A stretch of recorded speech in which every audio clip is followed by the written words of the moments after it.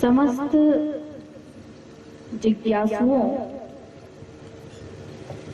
एवं प्रेम रस पिपासुओं के मन में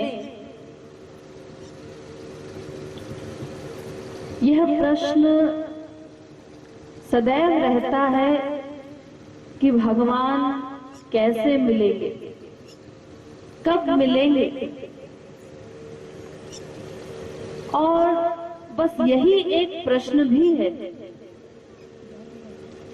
क्योंकि संसार में तो आज तक वो चीज हमको प्राप्त हुई नहीं जिसे पाने के लिए हम लोग व्याकुल हैं। संसार में तो हमें केवल अशांति, अतृप्ति, अपूर्णता, टेंशन, केवल यही सब मिल रहा है लगातार। इसीलिए भगवान कैसे मिलेंगे, ये प्रश्न सबके मन में चोरी चोरी रहता है। ये जिज्ञासा, ये व्याकुलता रहती है जानने की कि भगवान कैसे मिलेंगे, कब मिलेंगे। और भगवान क्या कहते हैं?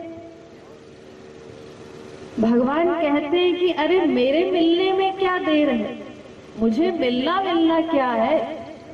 अरे मुझे पाने के लिए तो तुम्हें कुछ करना ही नहीं है। कुछ करना नहीं है क्या मतलब? अरे कुछ करना नहीं है तो फिर अभी तक आप हमें मिले क्यों नहीं? भगवान कहते हैं कि मैं तेरे हृदय में ही तो बैठा हूं, मुझे कहीं और से थोड़ी आना है, या तुम्हें कोई और प्राप्ति करनी है कहीं से। अरे मैं तो सदा तुम्हारे हृदय में रहता हूं, तुम्हारे साथ। हाँ, सुना तो है हमने, हाँ सुना है, बस यही तो तेरी गलती है। भगवान कहते हैं कि तूने सुना है लेकिन कभी माना नहीं इस बात को।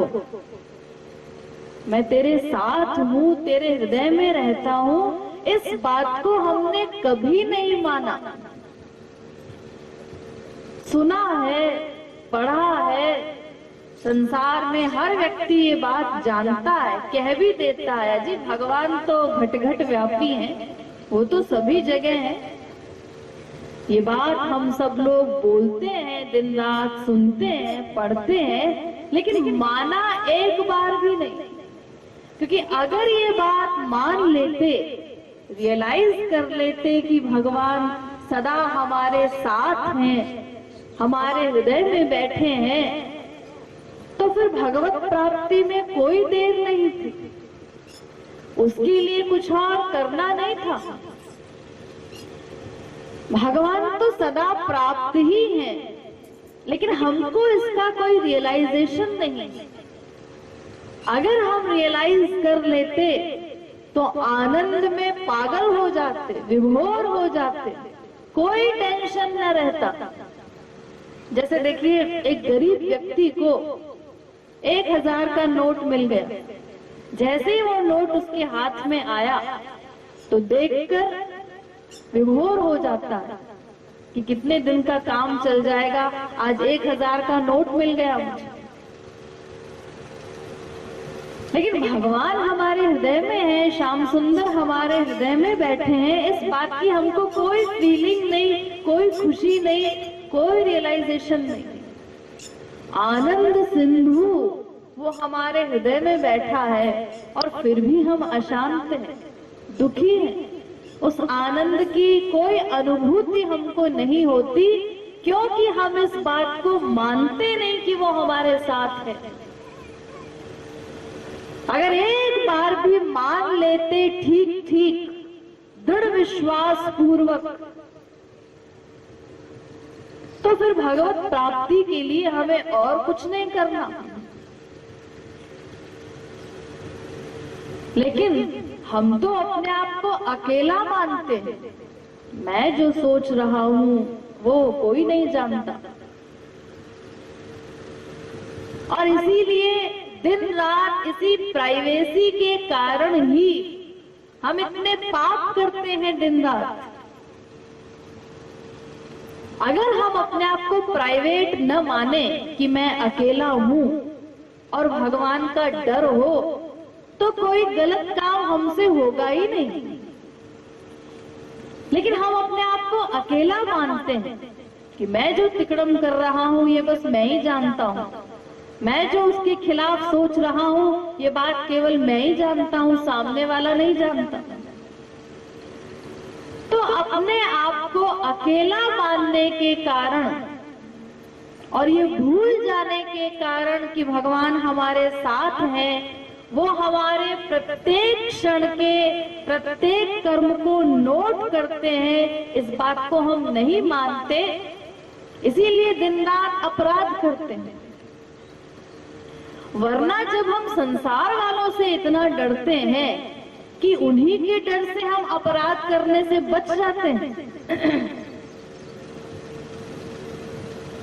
देखिए, यहाँ पर एक गड्डी पड़ी हो नोटों की, 1,000 के नोट की गड्डी है, 1 लाख की। हमने देखा कि यहाँ रखी हुई है सबके सामने, मन किया इसको उठाकर अपने पास रख लें, लेकिन नहीं, अगर हम इसको अपने पास रखेंगे और किसी और ने देख लिया और उसने कह दिया कि अरे ये तो मेरी है, या उसकी नहीं भी है और उसने टोक दिया कि ये क्या करते हो, ये तुम्हारी तो नहीं है, इसको ऐसे कैसे उठा रहे हो, तो फिर हमारी इंसल्ट हो जाएगी। तो हम उसको नहीं उठाते। क्यों नहीं उठाते? संसार वालों के डर के कारण। लेकिन जब सब लोग यहाँ से उठकर चले गए और अकेले में हमने उस गड्डी को देखा, तो चारों तरफ देखा कि कोई देख तो नहीं रहा है, नहीं कोई नहीं है यहाँ पे, और चुपचाप हमने उसको उठाया और अपने पास रख लिया। क्यों रख लिया? अरे भगवान तो है, मनुष्य कोई नहीं है सामने, भगवान तो सब जगह है। ये तो तुम दिन रात बोलते हो, तो ये ध्यान नहीं रहा कि वो देख रहा है। यानी हम मानते नहीं इस बात को, केवल मुंह से बोल देते हैं, लेकिन इस बात को रियलाइज नहीं करते। तो मनुष्यों के डर से ही हम अपराध करने से बचते रहते हैं दिन रात। देखिए, परीक्षा में एक लड़का पेपर दे रहा है और पास वाली कुर्सी पर जो लड़का बैठा है वो उससे बहुत होशियार है, काबिल है, इंटेलिजेंट है। उसका मन करता है कि अगर नकल कर लूं, थोड़ा सा ऐसे करके देख लूं, तो शायद कुछ ठीक ठीक लिख सकूं, मैं तो कमजोर हूं पढ़ाई में, शायद पास हो जाऊं। लेकिन नहीं, अगर मैंने ऐसा किया और किसी ने देख लिया और एग्जाम देने से ही मना कर दिया परीक्षक ने, ये डर है उसको कि परीक्षा से ही निकाला जा सकता हूं, तो पास होने की रही सही उम्मीद भी समाप्त हो जाएगी। इसलिए डर के मारे वो ऐसा नहीं करता, नकल करने में भी डर रहा। तो जब संसार वालों के भय से हम इतना बचते हैं अपराध करने से, उन्हीं का इतना डर रहता है हमको, दिन रात एक दूसरे के खिलाफ सोचते रहते हैं, लेकिन कुछ करते नहीं, वरना इस संसार में क्रांति हो जाए। जो हम भीतर भीतर सोचते हैं एक दूसरे के खिलाफ, अगर उसको केवल आउट भी कर दें, करना तो दूर की बात है, तो ही प्रलय हो जाए, क्रांति हो जाए, सारे लोग टकरा करके मर जाए आपस में। तो अगर हमको डर न हो संसार का, तो एक दूसरे को ही खा जाए हम लोग। लेकिन संसार के डर से ही हम इतना अपराध करने से बचते हैं, डरते हैं। तो अगर भगवान को हमने साथ माना होता कि वो हमारे हृदय में ही बैठा है, हमारे हर क्षण के आइडियाज नोट करता है कि हम क्या सोच रहे हैं, अगर उसको हम साथ मानते तो कितने हमारे अपराध कम हो जाते, कितनी उन पर ब्रेक लग जाती। लेकिन हम ऐसा नहीं मान पाते। तो ये सुनना और शब्दों को रट लेना, इससे तो हमारा कोई काम बनेगा नहीं। जब तक हम इस बात को मान नहीं लेते, तब तक हमारा कोई काम नहीं बनेगा। और केवल यही अभ्यास करना है दिन रात।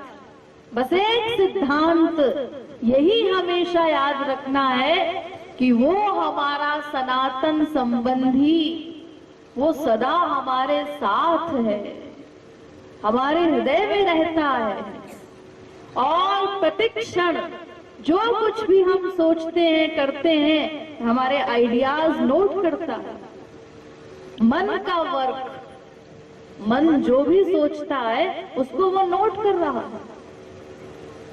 और इसी विश्वास के कारण देखिए इतने बड़े बड़े महापुरुष हुए हैं हमारे यहाँ और बेपढ़े लिखे थे वो।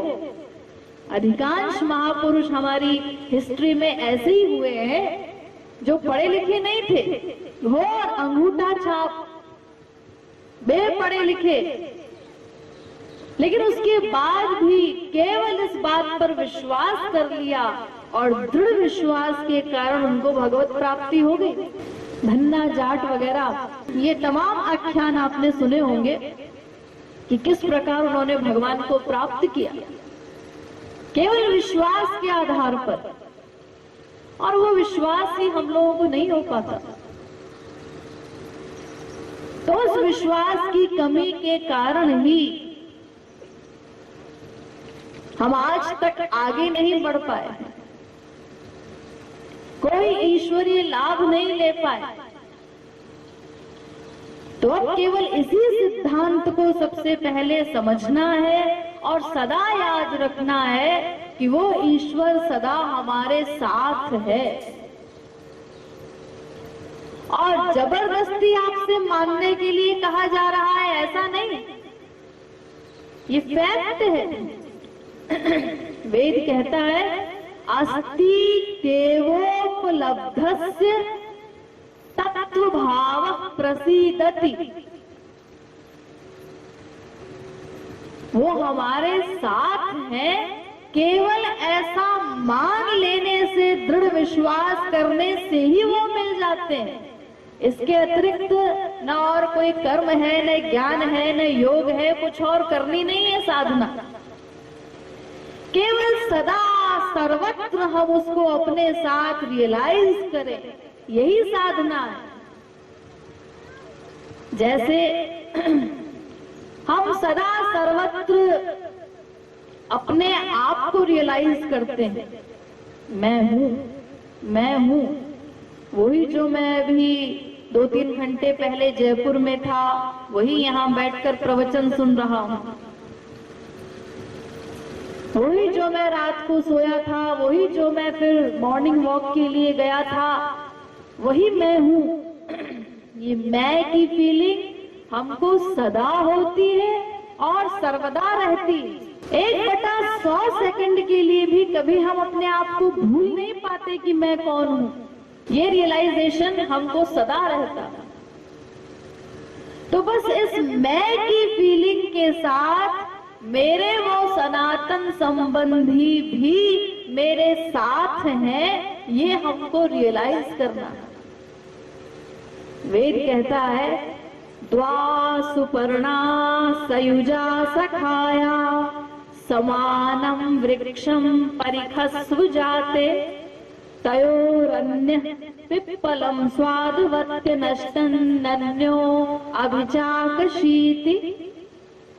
हमारे हृदय में जीवात्मा और परमात्मा ये दोनों रहते हैं। जीवात्मा के पीछे परमात्मा बैठा है और ये परमात्मा निरंतर इस जीवात्मा को देख रहा है, लगातार देखता रहता है, टकटकी लगाए। और जीवात्मा ने पीठ कर रखी है, देखिए इस पोजीशन में है ये जीवात्मा और ये परमात्मा। तो ये जीवात्मा ने पीठ कर रखी है भगवान की तरफ, ये विमुख है भगवान से। लेकिन भगवान ने पीठ नहीं कर रखी, वो हमारे सन्मुख है, लगातार हमारी ओर देख रहा है। तो वेद में कहा गया कि अगर कोई जीव, ये जो इसने पीठ कर रखी है भगवान की तरफ, किसी भी प्रकार बस ये अबाउट टर्न हो जाए, left about turn, right about turn, किसी भी तरह से भगवान की ओर मुड़ जाए, भगवान की ओर मुख कर ले, सन्मुख हो जाए, शरणागत हो जाए, तो बस तत्क्षण सारा काम बन जाए। जितने दुख हम भोग रहे हैं निरंतर संसार में, उन सबसे छुटकारा मिल जाए और जीव सदा सदा को आनंदमय हो जाए। केवल शरणागत होते हैं, केवल देख ले ईश्वर की तरफ, ये मान ले कि वो ईश्वर मेरा है और मेरे साथ है निरंतर, तो और कुछ नहीं करना। माना कि ये बात एकदम से नहीं हो जाएगी कि वेद शास्त्र जो कह रहे हैं भगवान को साथ मानो, तो बस सुनते ही हम साथ मानने लगे। अरे ठीक है, उसमें समय लग सकता है, अभ्यास करना पड़ेगा, लेकिन करना वही पड़ेगा। वो अभ्यास चाहे हम एक दिन में कर ले, या एक महीने में करें, या एक साल में, या 10 साल में, एक जन्म में करें या 10 जन्म में, लेकिन करना हमको यही होगा। ये किए बिना हमको छुट्टी मिलने वाली नहीं है। जब तक हम ये नहीं मानेंगे, तब तक न माया समाप्त होगी, न हमारा 84 लाख का चक्कर समाप्त होगा। इसी प्रकार इस भवाटवी में दुख भोगते रहे, तो इसके लिए अभ्यास करना होगा। संसार में भी कोई भी चीज बिना अभ्यास के नहीं आ जाती। देखिए, जब से हम पैदा हुए, पैदा होने से लेकर आज तक हमने जो कुछ भी किया है, जो कुछ भी पाया है, वो अभ्यास से ही पाया है। अरे एक तुरंत का पैदा हुआ बच्चा, वो तो करवट लेना भी नहीं जानता, वो तो बेचारा करवट भी नहीं ले पाता। उस समय उसकी स्थिति क्या होती है? लेकिन धीरे धीरे बिना किसी के सिखाए पढ़ाए, अरे उसको कोई क्या सिखाएगा, वो बेचारा बच्चा भाषा तो समझता नहीं, इशारे भी नहीं समझता, लेकिन अपने आप बिना किसी के सिखाए पढ़ाए प्रयत्न में लगा रहता है दिन रात, और धीरे धीरे एक दिन करवट लेना सीख जाता है। फिर अब करवट लेना तो आ गया, बैठना तो आया ही नहीं, लोगों को बैठते देखता है। धीरे धीरे उसने बैठना सीखा, अब बैठना आ गया तो खड़ा होना नहीं जानता, फिर खड़े होना सीखा तो चलना नहीं आता, और धीरे धीरे अभ्यास से वो एक दिन दौड़ने लगा। तो बिना अभ्यास के तो हमको कुछ भी संसार में भी नहीं मिलता। पहले दिन जब कोई व्यक्ति साइकिल चलाना सीखता है तो कितनी आफत उसको लगती है। अरे हैंडल पकड़े या पैर चलाएं या इधर देखें कि उधर देखें, क्या करें, परेशान रहता है, गिरता है। लेकिन एक दिन धीरे धीरे अभ्यास करते करते वो इतना एक्सपर्ट हो गया कि वो एक हाथ से साइकिल चला रहा है, एक हाथ में सामान कुछ लेके जा रहा है, सामने वाले से बात भी करता जा रहा है। इतना एक्सपर्ट वो अचानक नहीं बन गया है, लगातार उसने ये अभ्यास किया, तब आज इस स्थिति पर पहुंचा। तो अभ्यास करना होगा, निराशा नहीं लानी है। ये जो हम सोचते हैं कि हमसे तो कुछ होता नहीं, हम तो बहुत कोशिश करते हैं लेकिन हमसे तो साधना होती नहीं। अरे और क्या साधना करनी, यही तो अभ्यास करना है। अभ्यास का ही तो नाम साधना है, और वो तो हमको स्वयं को करना पड़ेगा। भगवान श्री कृष्ण ने गीता में अर्जुन को यही उपाय बताया, उससे यही कहा, अभ्यासेन तु कौन्तेय वैराग्येण च गृह्यते। तो अभ्यास और वैराग्य, ये दो उपाय बताए श्री कृष्ण ने कि अभ्यास और वैराग्य के द्वारा मन शुद्ध होगा। अभ्यास मतलब मन को भगवान में लगाने का प्रयत्न करना, ये अभ्यास। और वैराग्य मन को संसार से हटाने का प्रयत्न करना, ये वैराग्य। ये दोनों चीजें हमको साथ साथ करनी होंगी। जब तक मन को संसार से हटाने का अभ्यास नहीं करेंगे, जब तक वहां से मन को विरक्त नहीं करेंगे, तो भगवान से प्रेम भी नहीं कर पाएंगे। इसीलिए मन को भगवान में लगाने के लिए साथ साथ मन को संसार से हटाने का अभ्यास भी करना होगा। इसी का नाम वैराग्य है। क्योंकि देखिए, भगवान से प्रेम करने में एक शर्त बताई गई है, बहुत इंपॉर्टेंट। क्या शर्त? कि वो प्रेम अनन्य होना चाहिए।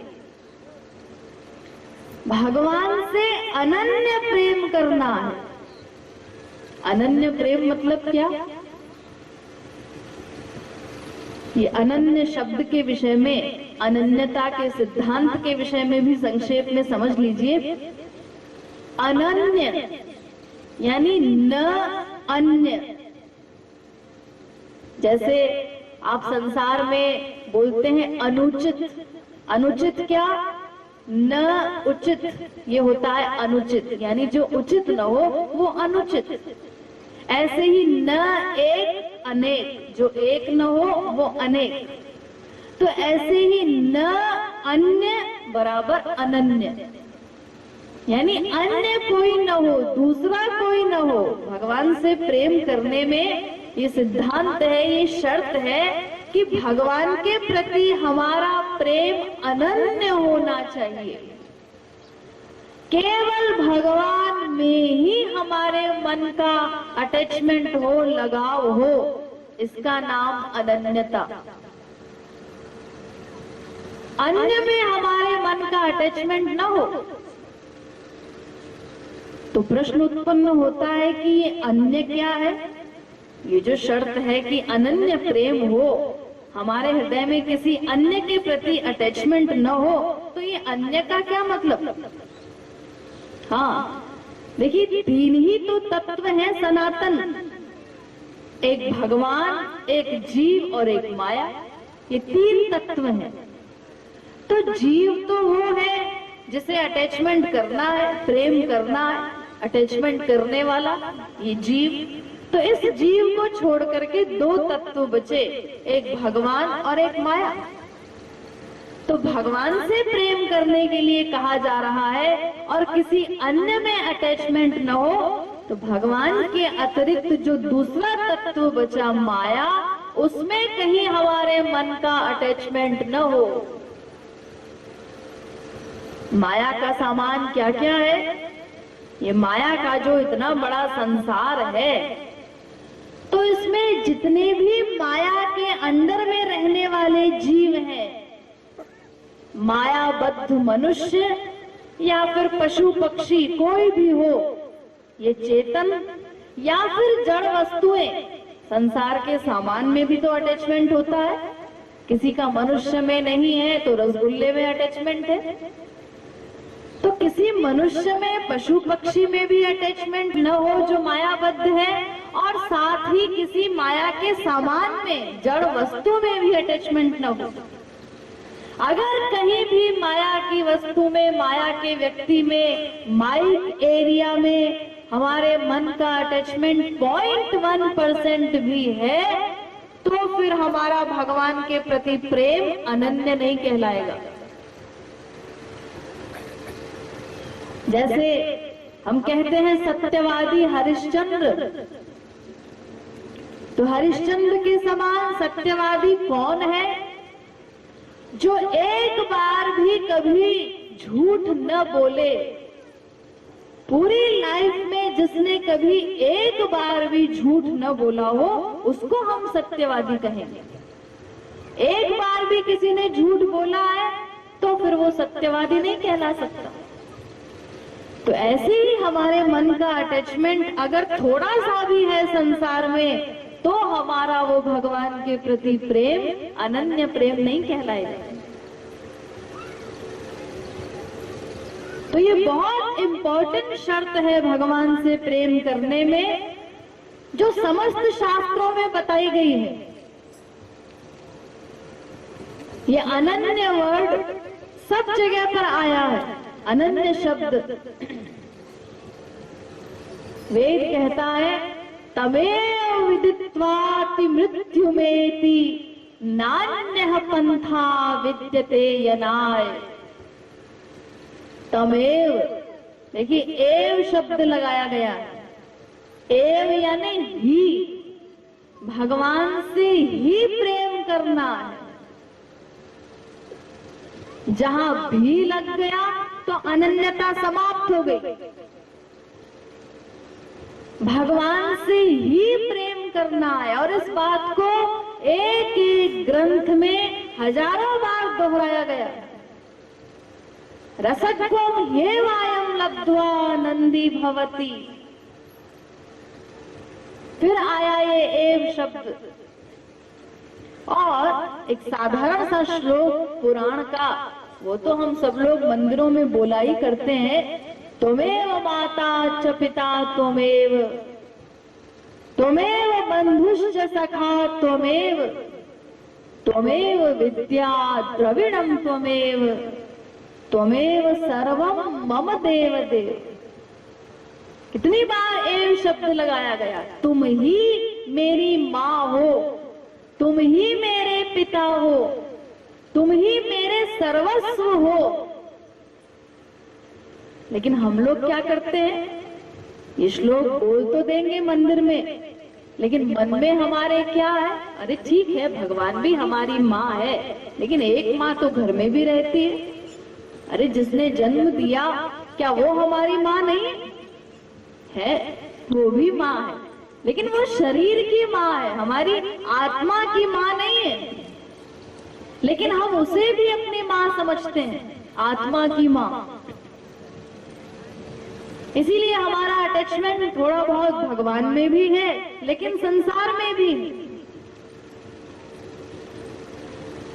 और अनन्य प्रेम न करने के कारण ही आज तक हम उस लाभ से वंचित हैं। देखिए, ऐसा नहीं है कि हमने कभी भक्ति की नहीं, भगवान से प्रेम किया नहीं। अरे अनंत जन्मों में अनंत बार हमने इतनी भक्ति की कि अगर उस भक्ति से भगवान मिलने होते तो अनंत बार हमको भगवत प्राप्ति हो चुकी होती।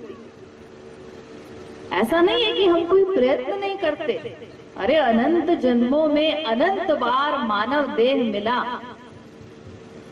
और उसमें से अगर सैकड़ों हजारों लाखों जन्म में भी अगर हमने एक बार भगवान का नाम लिया, किसी जन्म में राम सीता इत्यादि कुछ भी कहा, तो अनंत जन्म हमारे हो चुके हैं। तब भी हम अनंत नाम ले चुके हैं भगवान के।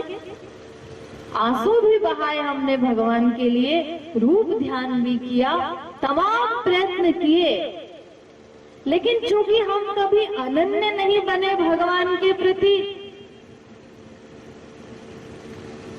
इसीलिए लक्ष्य प्राप्त नहीं हुआ। भी लगा रखा है हमने, आंसू भगवान के लिए भी बहाए, लेकिन संसार के लिए भी आंसू बहाए, हरि गुरु के लिए भी आंसू बहाती है हमारी ये आंखें। और बेटी विदा हुई तो वहां भी उतने ही आंसू बह रहे, बेटे के लिए भी उतने ही आंसू बह रहे। तो अनन्य न होने के कारण ये तो सबसे प्रमुख शर्त है प्रेम के लिए। गीता में 50 जगह पर कहा गया, अनन्याश्चिन्तयन्तो माम ये जनाः पर्युपासते तेषां नित्याभियुक्तानां योगक्षेमं वहाम्यहम्। कि अनन्य होकर जो मेरी शरण में आता है, जीव मुझसे प्रेम करता है, मैं उसका ठेका ले लेता हूँ अनंत काल के लिए। उसका योगक्षेम वहन करता हूं। और जो अनन्य नहीं है उसका ठेका मैं नहीं लेता। अनन्य चेता सततम यो माम स्मरति नित्यशः। फिर आया अनन्य शब्द। माम एकम शरणम ब्रज। एकम ये शर्त है, केवल मेरी शरण में आना होगा, केवल मुझसे प्रेम करना होगा। भगवान कहते हैं कि मैं तुम्हारे हृदय में रहूं और ये गंदे संसार वालों की आसक्ति को भी तुम अपने हृदय में रखो, तो फिर मैं नहीं रहता ऐसे हृदय में। अरे देखो, संसार में भी एक छोटे से छोटा मंदिर ही कोई क्यों न हो, उसमें भगवान की मूर्ति रखते हैं लोग, तो उस मंदिर को ही कितना शुद्धता से रखते हैं। नहा धो के पुजारी उसमें जाता है, साफ सफाई रखता है, वहां कोई गंदगी नहीं करता। और अपने हृदय में तुम मुझे भी बुलाते हो और ये मायाबद्ध जीवों को भी स्थान देते हो, माइक अटैचमेंट भी रखते हो, तो फिर मैं उस हृदय में नहीं रह सकता, मैं चला। देखिए, हमारा ये मन ये गंदे कपड़े के समान है। तो संसार में अगर किसी गंदे कपड़े को हमें शुद्ध करना है तो क्या करना होगा? अरे गंदे कपड़े को अगर धोना है, साफ करना है, तो उसके लिए साबुन की आवश्यकता है, साफ पानी की आवश्यकता है। साबुन लगाकर साफ पानी से जब उसे धोया जाएगा तब वो गंदगी साफ होगी। और हमने उस गंदे कपड़े को उठाया और गंदे पानी में डुबो दिया, गंदगी में डुबो दिया, तो इससे तो गंदगी साफ होने के बजाय और बढ़ेगी ना। तो ऐसे ही ये जितने मायाबद्ध जीव हैं, माया का सामान है, इनमें अटैचमेंट करने से हमारा मन और अशुद्ध होता है, जो पहले से ही अनंत जन्मों का पापात्मा है। अनंत जन्मों के पाप जिस हृदय में भरे हुए हैं, जो पहले ही मलिन अंतःकरण है, उसकी आसक्ति अगर हम मायाबद्ध लोगों में करते हैं तो उससे वो और गंदा हो जाता है। और उस आसक्ति का हमको माइक परिणाम ही मिलता है। माया के 3 गुण आप लोगों ने सुने ही हैं, सत्व गुण, रजोगुण, तमोगुण। तो अगर हम सत्वगुणी व्यक्ति से प्यार करेंगे, वहां मन का अटैचमेंट होगा, तो सत्वगुण की प्राप्ति होगी। रजोगुणी व्यक्ति से प्रेम करते हैं तो मरने के बाद रजोगुणी तत्व की प्राप्ति होती है। और तमोगुणी व्यक्ति में हमारे मन का अटैचमेंट हुआ तो फिर मरने के बाद तमोगुणी की प्राप्ति होगी, तामसी लोगों की प्राप्ति होगी। तो देवी देवताओं तक की भक्ति का निषेध किया गया है, क्योंकि उनकी भक्ति से भी केवल स्वर्ग मिलता है और वो स्वर्ग नश्वर है। कुछ दिन के लिए जीव वहां पर जाता है पुण्य का फल भोगने के लिए, फिर उसके बाद स्वर्ग से भी नीचे पटक दिया जाता है। क्षीणे पुण्य मर्त्यलोकम विशंति, गीता कहती है। और वेद तो कहता है हीन तरम वा विशंति, कि वहां से लौटने के बाद और हीनतर योनियों में पटक दिया जाता है जीव को, कुकर शूकर कीट पतंगादि योनियों में। तो इसीलिए चूंकि उनसे प्रेम करने से हमारा लक्ष्य हल नहीं होगा, माया के 3 गुण में ही हम चक्कर लगाते रहेंगे, 84 लाख में घूमते रहेंगे। इसीलिए समस्त वेद शास्त्रों में इस अनन्यता पर जोर दिया गया है कि भगवान से अनन्य प्रेम करना होगा। हमारे मन का अटैचमेंट 100% केवल भगवान में हो, संसार में और कहीं न हो। एक भरोसा, एक पल, एक आस विश्वास, मोरे सबई एक तुम स्वामी, दीन बंधु उर ये लक्ष्मण कह रहे हैं राम से। क्या कह रहे हैं राम से?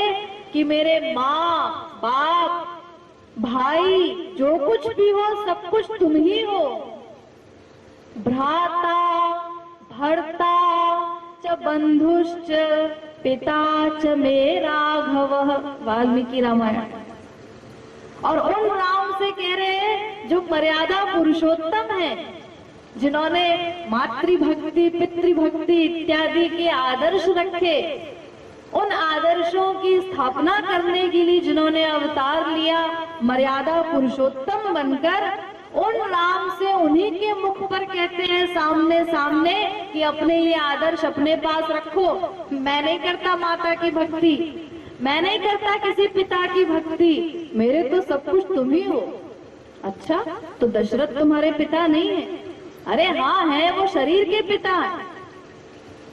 तो राम ने इतना उपदेश दिया, पिताजी बूढ़े हैं, प्रजा को कौन संभालेगा, मर जाएंगे, कुछ हो जाएगा। अरे मरते रहे सब, मुझे किसी की कोई परवाह नहीं, क्योंकि मेरे सब कुछ आप हैं, इसीलिए मैं तो आपके साथ चलूंगा, पीछे से जो चाहे होता रहे। खुल्ला खुल्ला खंडन कर रहे हैं। तो क्योंकि हमारे आत्मा के सनातन संबंधी वो ही हैं, इसीलिए उनमें हमारा अनन्य प्रेम होना चाहिए। तो अनन्य प्रेम करना है और सदा सर्वत्र भगवान को अपने साथ रियलाइज करना है। एक क्षण को भी हम उन्हें भूले ना। जहां देखे, जिसमें देखे, उन्हीं को देखने का अभ्यास करें। भगवान के नाम रूप लीला गुण धाम और संत, इन सब का नाम भगवान है। इन सब में हमारे मन का अटैचमेंट कहीं भी हो तो ईश्वरीय फल मिलेगा, लेकिन इसको छोड़कर बाकी अन्यत्र हमारा मन संसार में कहीं न जाने पाए। तो भगवान को सदा सर्वत्र अपने साथ रियलाइज करना है, उनसे अनन्य प्रेम करना है। और ये प्रेम कैसे होगा? हमें सबसे पहले ये बात समझनी है कि हम आत्मा हैं और आत्मा दिव्य है, दिव्य भगवान का पुत्र है ये आत्मा। इसीलिए इस दिव्य आत्मा का सब्जेक्ट ये संसार नहीं हो सकता। संसार से हमें कभी वो सुख नहीं मिलेगा जिस सुख को हम संसार में खोजते हैं। अगर मिलना होता तो आज तक मिल गया होता, कभी तो मिला होता, किसी को तो मिला होता। लेकिन हर व्यक्ति यहाँ अशांत है, क्योंकि हमारी आत्मा दिव्य है। और जब तक उस आत्मा को उसका वास्तविक संबंधी, हमारा अंशी परमात्मा नहीं मिल जाता, तब तक वो अतृप्त रहेगी, अपूर्ण रहेगी, बेचैन रहेगी। और ये आत्मा चूंकि भगवान का अंश है, तो प्रत्येक अंश अपने अंशी का दास होता है, नेचुरल दास। इसीलिए दासता करना, बस यही हमारा परम चरम लक्ष्य है। हरि गुरु की सेवा प्राप्त करना, बस यही हमारा लक्ष्य है। और वो सेवा 5 प्रकार से होती है। एक तो ये मानकर कि वो राजा हैं, हम उनकी प्रजा हैं, इसमें भी दासता होती है, सेवा की जाती है राजा की। इससे ऊंचा भाव है दास्य भाव, वो हमारे स्वामी हैं और मैं उनका दास हूँ, डायरेक्ट दास। यहाँ तो दासता करनी ही है। इससे ऊंचा भाव है सख्य भाव, वो मेरे सखा है, सनातन यार। इससे ऊंचा भाव वो मेरे पुत्र हैं, मैं उनकी माँ हूँ या पिता हूँ। और इससे ऊंचा भाव, सर्वश्रेष्ठ भाव है माधुर्य भाव, वो मेरे प्रियतम है, मैं उनकी प्रेयसी हूँ, वो मेरे सर्वस्व हैं, सब कुछ वही है। तो भाव, इस भाव को अपनाकर भगवान को हमें अपना सर्वस्व मानकर उनसे प्रेम करना है और केवल देना देना सीखना है। प्रेम का अर्थ ही ये होता है देना देना, जहां लेने की कोई भावना ना हो। लेना लेना ये तो स्वार्थ कहलाता है और लेना देना ये बिजनेस कहलाता है, व्यापार। प्रेम की तो संक्षिप्त परिभाषा यही है, देना देना। प्रेम में है सदा देना देना, सोचना भी नहीं कुछ है लेना।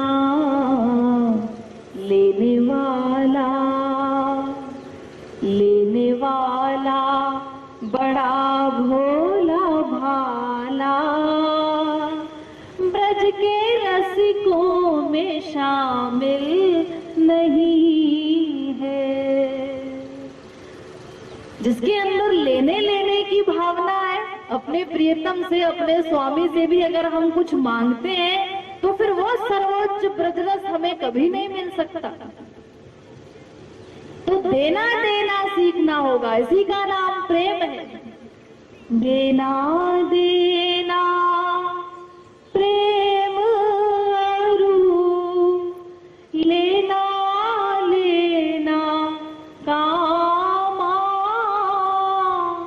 लेना देना दोनों तो है व्यापार नामा। इसीलिए केवल उनके सुख के लिए हमें उनसे प्रेम करना है, कोई चीज उनसे हमें मांगनी नहीं है। अरे संसार तो मांगना घोर मूर्खता है, मोक्ष तक नहीं मांगना है उनसे। कोई कामना नहीं करनी है, कामना हो तो केवल उनकी सेवा की कामना हो। बाकी समस्त कामनाओं को छोड़ना होगा, क्योंकि जितना भी दुख हमको मिल रहा है संसार में, इन सबकी जननी कामना ही है। कामनाओं के कारण ही हमको दुख मिल रहा है। इसलिए एक शायर ने कहा, खूब तरसाया है तेरी ही ख्वाहिशों ने तुझे, खूब तरसाया है तेरी ही ख्वाहिशों ने तुझे, अब तू भी इन ख्वाहिशों को कुछ तरसती छोड़ दे। अब ये कामनाएं तरसे कि तुम इनको अपनाओ और तुम इनकी ओर न देखो, क्योंकि इन्हीं कामनाओं के कारण तो दिन रात दुख भोग रहे हैं। एक कामना बनाते हैं, वो पूरी नहीं हुई तो क्रोध में परेशान रहते हैं, पूरी हो गई तो अगली कामना तुरंत पैदा हो जाती है, उस लोभ में परेशान रहते हैं। तो इसीलिए इन कामनाओं को छोड़कर अनन्य भक्ति करनी होगी और सदा सर्वत्र उनको अपने साथ रियलाइज करना होगा। बस यही अभ्यास करना। वेद शास्त्र में कोई ऐसी नई बात या ऐसी गूढ़ बात नहीं है जिसको हम समझ नहीं सकते। यही जो 2-3 बातें मैं आपको बता रही हूँ, ये समस्त वेद शास्त्र का सार है, निचोड़ है। इसके अतिरिक्त और कोई साधना हमको नहीं करनी। तो ये कुछ बातें जो आज मैंने आपको बताई हैं, जो लोग पहली बार सुन रहे हैं, ये बातें हमको सदा अपने मस्तिष्क में रखनी है कि भगवान हमारे हृदय में ही हैं, उन्हें सदा सर्वत्र अपने साथ मानना है, उनसे अनन्य प्रेम करना होगा। हमारे मन का अटैचमेंट केवल हरि गुरु में हो, भगवान के नाम रूप लीला गुण धाम इत्यादि में हो। इसके अतिरिक्त संसार में और कहीं मन का अटैचमेंट न हो और उन्हें अपना सर्वस्व मानकर केवल उनके सुख की कामना से हमें प्रेम करना है। अगर ऐसा अभ्यास हम दिन रात करते रहें समय वो हमारी स्पीड पर निर्भर करता है कि ये अभ्यास हम कितनी जल्दी कर लेते हैं। लेकिन धीरे धीरे भी अगर हो तो हमको कभी निराशा नहीं लानी है और धीरे धीरे इसी विश्वास को दृढ़ करना है कि वो हमारे साथ ही है। और जिस दिन ये विश्वास 100% हो गया तो भगवान तो प्राप्त ही है, उन्हें अलग से कहीं से प्राप्त नहीं करना है, न कहीं से आना जाना। फिर तो भगवत प्राप्ति कर्तलगत है और कोई साधना करनी ही नहीं